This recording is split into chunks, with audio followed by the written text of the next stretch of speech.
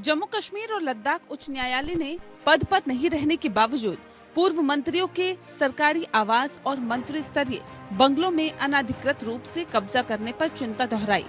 सरकार द्वारा प्रस्तुत एक रिपोर्ट के अनुसार लगभग 48 ऐसे राजनेता वर्तमान में जम्मू कश्मीर में सरकारी आवास पर कब्जा कर रहे हैं। हालांकि मुख्य न्यायाधीश एन कोटेश्वर सिंह और न्यायमूर्ति पुनीत गुप्ता की पीठ ने कहा कि रिपोर्ट में ऐसा कोई कारण नहीं बताया गया है कि ऐसे व्यक्तियों को आधिकारिक आवास क्यों दिया गया, भले ही उन्हें सुरक्षा कवर की आवश्यकता बनी रहे। कोर्ट ने कहा कि रिपोर्ट में ये खुलासा नहीं किया गया है कि सुरक्षा कवर का हकदार व्यक्ति सरकारी आवास का भी हकदार होगा या नहीं। कोर्ट ने कहा कि ये दो अलग अलग मुद्दे हैं।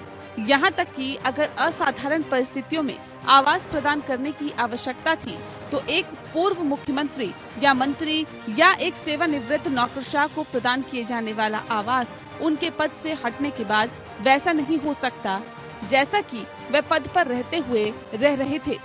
अदालत ने कहा कि न्यायालय ने जम्मू और कश्मीर के प्रशासन को ऐसे पूर्व मंत्रियों, विधायकों, एमएलसी और पूर्व नौकरशाहों को अभी भी प्रदान किए जा रहे आवास की प्रकृति पर विवरण प्रस्तुत करने का निर्देश दिया, साथ ही ऐसा करने के कारण भी बताए। अदालत के आदेश में कहा गया कि इसीलिए हम प्रशासन से इन व्यक्तियों को प्रदान किए गए आवास की प्रकृति और अगली तारीख तक ऐसा करने के कारणों के बारे में जानना चाहेंगे।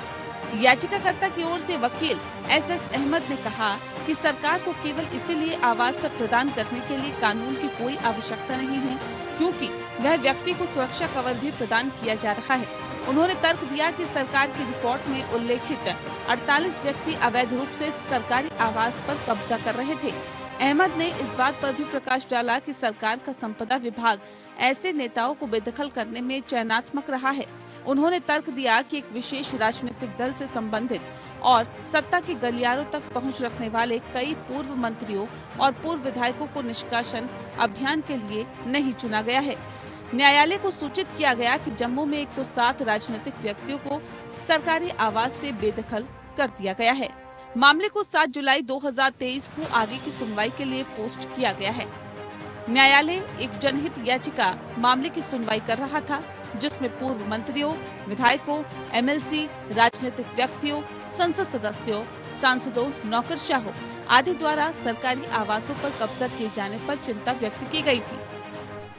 Bureau report.